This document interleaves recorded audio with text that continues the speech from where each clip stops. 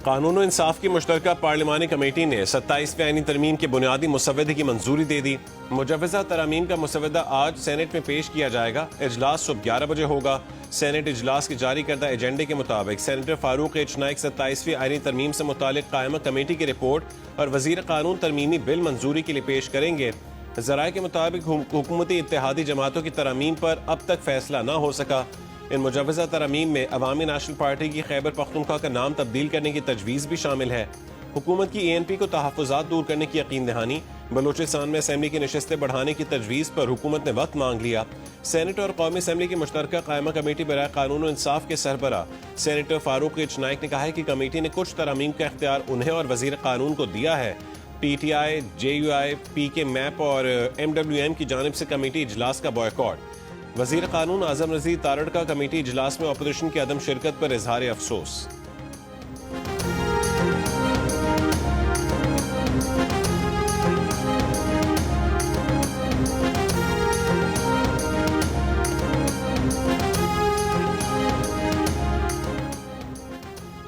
वज़ीर आज़म शहबाज शरीफ ने कहा है कि 27वीं आईनी तरमीम की मंजूरी के अमल में इत्तेहादी जमातों के ताउन का शुक्रिया अदा करते हैं।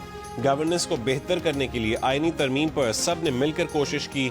सदर मुमलिकत आसिफ अली जरदारी और तमाम इत्तेहादी जमातों के सरबराहान के मशकूर हैं जिन्होंने कौमी सोच का भरपूर साथ दिया। हुकूमती और इत्तेहादी जमातों के सेनेटर्स के एजाज़ में वज़ीर आज़म हाउस में दिए गए इशाइये में वज़ीर आज़म शहबाज शरीफ ने सेनेटर्स का खैर मकदम किया। कहा कि वफाक की मजबूती, मुल्क के वसी मफाद, सूबों के दरमियान हम आहंगी बढ़ाने के लिए सब ने कोशिश की। इस हुकूमत के दौरान हासिल किए गए तमाम संग मील पाकिस्तान की सिफारती कामयाबी और दुनिया में नाम तमाम इत्तेहादी जमातों के दरमियान हम आहंगी और बाहमी इत्तेहाद का नतीजा है। सबकी मुश्तरका कोशिशों से पाकिस्तान को शानदार मकाम हासिल हुआ।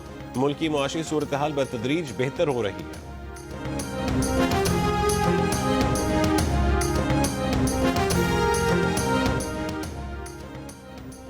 तहरीक इंसाफ 27वीं तरमीम की मुखालफत करती है। सेनेटर अली जफर का सेनेट में ऐलान, कहा सब कुछ इस्तिस्ना के लिए हो रहा है।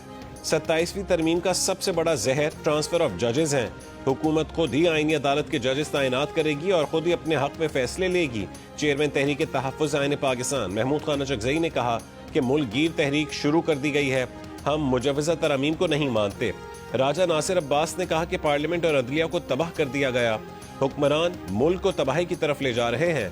इस तरमीम का रास्ता रोकने के लिए हर हद तक जाएंगे। मुस्तफ़ा नवाज खोकर ने कहा कि 27वीं तरमीम शख्सियात के फायदे और नुकसानात को सामने रख कर की गई। आइन का शख्सियात से कोई ताल्लुक नहीं होता। अशराफी अपने मफादात के लिए आइन में तरमीम कर रही है।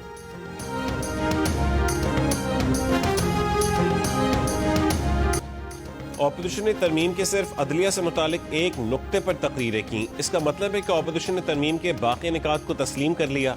नून लीग के सेनेटर परवेज रशीद का सेनेट में खिताब, कहा कि अली जफर ने तस्वीर का वो रुख दिखाया जो उन्हें पसंद है, तस्वीर का वो रुख नहीं दिखाया जिसने अदलिया को पार्टी के आला कार में बदलने की कोशिश की। जज के चौके के नीचे एक सियासी जमात का झंडा छुपा लिया और उसके मकासद के लिए किरदार अदा किया। अब जरूरी है कि निजाम में बेहतरी लाई जाए।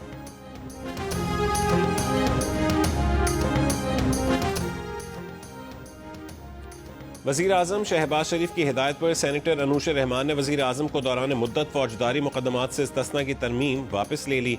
Chairman committee Farooq H Naik ने तरमीम वापस लेने को सराहा। काबीना से मंजूर तरमीमी मुसव्वदे में इस्तिस्ना की शर्त शामिल न होने के बायस उसे निकालने की हिदायत की थी। वज़ीर आज़म शहबाज शरीफ ने मुअज़्ज़िज़ सेनेटर्स का शुक्रिया अदा करते हुए कहा कि मुंतखब वज़ीर आज़म यकीनन कानून और अवाम की अदालत में जवाबदेह है। इससे पहले पेश 27वीं तरमीम में आइन के आर्टिकल 248 में सदर के साथ वज़ीर आज़म को भी शामिल करने की तजवीज़ पेश की गई थी।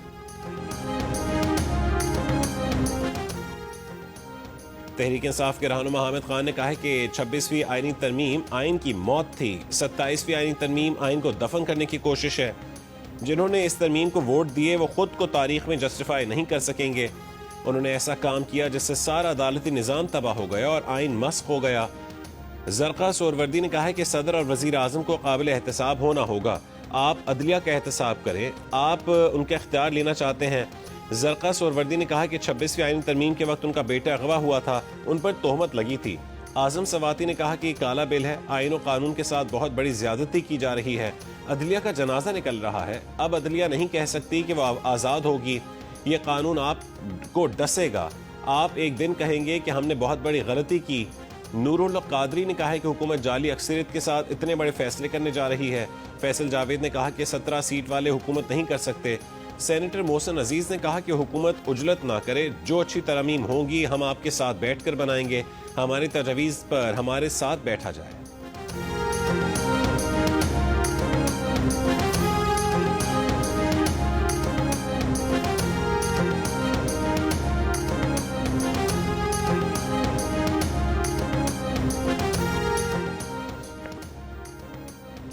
नायब वज़ीर आज़म इसहाक डार ने कहा है कि आईनी अदालत से मुतालिक मिसाक की जमहूरियत की तजवीज़ पर बानी PTI के दस्तखत भी मौजूद हैं। सेनेट में खिताब करते हुए इसहाक डार ने कहा है कि 2006 में लंदन में बेनज़ीर भुट्टो शहीद और नवाज शरीफ के दरमियान साइन होने वाले चार्टर ऑफ डेमोक्रेसी से न सिर्फ बानी PTI बल्कि मौलाना फजलुर रहमान और असफंदियार वली समेत तमाम सियासी जमातों के सरबराहान ने इत्तफाक किया था।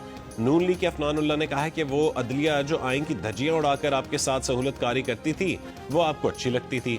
साकिर निसार और बंदयाल अपने दोस्तों को बेंच में साथ बिठाकर फैसले करते थे, क्या वो अदलिया ठीक थी? आइन में तरमीम की बात करते हैं और उसमें कहते हैं ये तजवीज़। दूसरी तरफ जो असल बात होती है, परवेज़ रशीद साहब ने कह दिया, वहाँ आप खामोश रहते हैं। इसका मतलब कुछ दाल में काला तो कहीं चल रहा है। मैं ये कहता हूँ कि देखो भाई, तुम में हिम्मत है तो दुनिया से बगावत कर लो, वरना माँ बाप जहाँ कहते हैं शादी कर लो।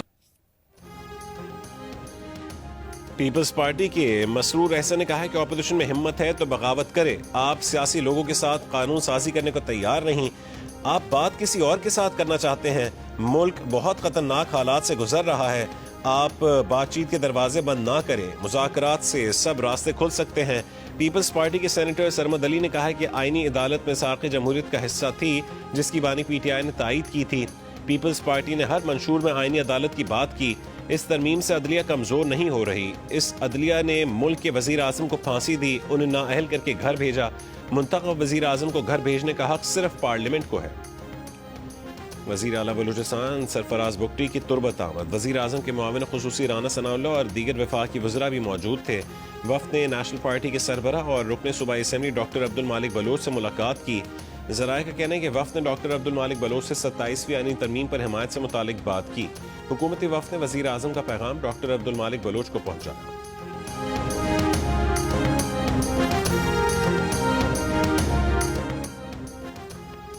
ईरान की पाकिस्तान और अफगान तालिबान के दरमियान सालिसी और मसालहत की पेशकश। नायब वज़ीर आज़म इसहाक डार से ईरानी वज़ीर ख़ारजा सैयद अब्बास इराक़ची ने राबता किया। ज़राए के कहने के अब्बास इराक़ची ने दोनों ममालिक के कदीम और दोस्ताना ताल्लुकात की अहमियत पर जोर दिया। ईरानी वज़ीर ख़ारजा ने जोर दिया कि दोनों ममालिक को बातचीत जारी रखनी चाहिए। कहा कि ईरान हर मुमकिन मदद के लिए तैयार है ताकि दोनों ममालिक में अमन व मसालहत कायम हो सके। इसहाक डार ने अफगानिस्तान के साथ हालिया मुज़ाकरात और मौजूदा हालात पर रोशनी डाली। इसहाक डार ने कहा है कि इलाकाई अमन व इस्तेहकाम का बरकरार रहना नहायत अहम है। दोनों फरीकों ने इस मामले पर राबते और मुशावरत जारी रखने पर इत्तफाक किया। ईरानी वज़ीर ख़ारजा ने अफगान वज़ीर ख़ारजा अमीर खान मुत्तकी से भी टेलीफोनिक राबता किया। पाकिस्तान और अफगानिस्तान के मुज़ाकरात का तीसरा दौर इस्तांबुल में 7 नवंबर को ख़त्म हुआ। तयशुदा दौरानिये के बावजूद अफगान हुकूमत ने दहशतगर्द अनासर के खिलाफ ठोस कार्रवाई नहीं की। तर्जुमान दफ्तर ख़ारजा ने कहा है कि पाकिस्तान ने हर बार तहम्मुल का मुजाहरा किया। तालिबान हुकूमत ने दहशतगर्द अनासर को पनाह देकर उनकी सरगर्मियों को फ़रोग़ दिया। ये मसला इंसानी हमदर्दी का मामला नहीं। पाकिस्तान ने बार बार दहशतगर्दों की हवालगी का मुतालबा किया, लेकिन तालिबान ने अक्सर गलत बयानी या लाताल्लुकी का हवाला दिया। पाकिस्तान ने तुर्की और कतर के मुखलसाना सालिसी के मुस्बत इक़दामात को सराहा। सिफारती ज़रा के मुताबिक पाकिस्तान का मौक़िफ़ तासुब से बालतर, हक़ाइक़ और मेरिट पर मबनी है। गैर जानिबदार ममालिक ने पाकिस्तान के मौक़िफ़ की तायीद की है। पाकिस्तान अफगानिस्तान की सूरत हाल को सिफारती महारत और अखलाकी बरतरी से संभाल रहा है। वज़ारत ख़ारजा ने तातुल की वजूहात मंतक़ और शवाहिद के साथ वाज़े की हैं। वज़ीर आला KP सोहेल आफरीदी के खिलाफ मुकदमा दर्ज। रियासती इदारों के खिलाफ बयान पर वज़ीर आला सोहेल आफरीदी के खिलाफ पैका एक्ट के तहत मुकदमा दर्ज किया गया।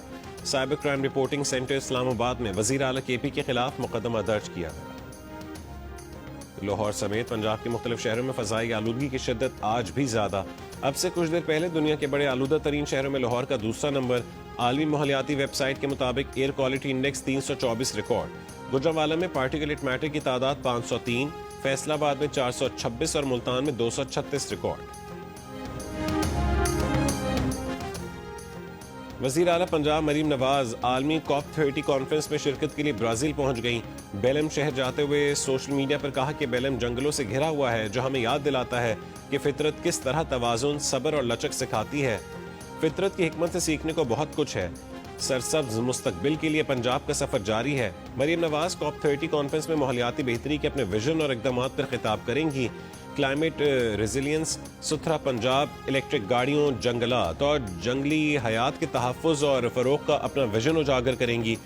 वज़ीर आला पंजाब बैनुल अक़वामी माहौलियाती इदारों की क़यादत और माहिरीन से भी मुलाकातें करेंगी। ब्राज़ील में COP30 कॉन्फ्रेंस 21 नवंबर तक जारी रहेगी।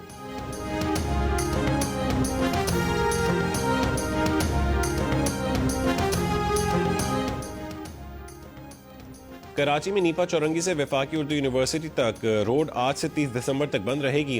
ट्रैफिक को नीपा चौरंगी से अलादीन पार्क की तरफ भेजा जाएगा। K4 मंसूबे के तहत पानी की लाइन बिछाने के लिए रोड बंद किया जाएगा। यूनिवर्सिटी रोड पर 2.7 किलोमीटर पानी की लाइन डाली जा रही है। रोड को पानी की लाइन बिछाने के लिए बंद किया जा रहा है।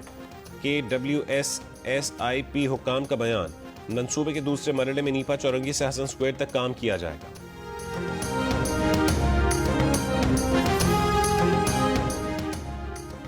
कौमी एयरलाइन के बोइंग 777 तैयारे की विंडशील्ड एक बार फिर टूट गई। तैयारा जद्दा एयरपोर्ट पर ग्राउंड कर दिया गया। बोइंग 777 की विंडशील्ड पहली बार जुमेरात को 34,000 फीट की बुलंदी पर टूट गई थी। दौरान परवाज जहाज में 344 मुसाफिर सवार थे। हफ्ते को मुतासरा तैयारे में नई विंडशील्ड की बजाय एक ग्राउंड तैयारे पर लगी पुरानी विंडशील्ड निकाल कर लगाई गई। पुरानी विंडशील्ड की मजबूती के लिए हाई स्पीड टेप का इस्तेमाल करके जहाज को परवाज के काबिल बनाया गया।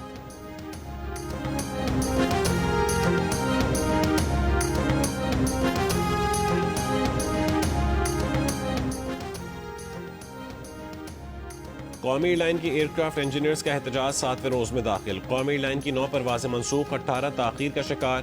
कौमी एयरलाइन की मुल्की और बैनुल अक़वामी 18 परवाजें 3 से 10 घंटे ताखीर का शिकार हुई। पंजाब में दफ़ा 144 के नफाज में 15 नवंबर तक तौसी कर दी गई।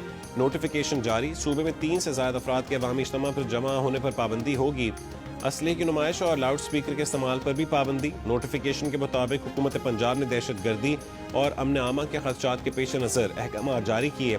पाबंदी का इत्तलाक शादी की तकरीबात, जनाजे और तदफीन पर नहीं होगा।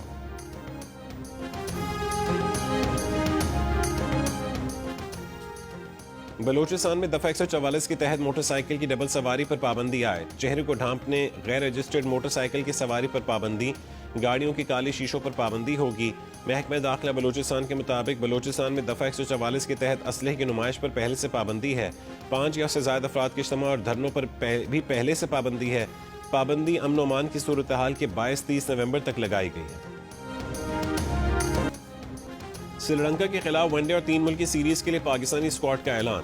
हसन नवाज को दोनों फॉर्मेट से रिलीज कर दिया गया। उनकी जगह वनडे स्क्वाड में किसी को शामिल नहीं किया गया। फखर जमान T20 स्क्वाड का हिस्सा बनाए गए हैं। वनडे सीरीज का आगाज मंगल से होगा। आर्ट्स काउंसिल कराची की ज़ेर एहतमाम आलमी सकाफती मेले का 10वां रोज थिएटर प्ले मुलाकात पेश किया गया। पाकिस्तानी फिल्म दुख्तर की स्क्रीनिंग भी की गई। मेले में मुल्की और गैर मुल्की फनकारों ने रक्स पेश किया। मुल्की नामवर रकासा निखत चौधरी ने फन रक्स का मुजाहरा किया। पाकिस्तान के अलावा अमरीका, बरतानिया और कोलंबिया के माहिर रकास भी जलवा अफरोज हुए।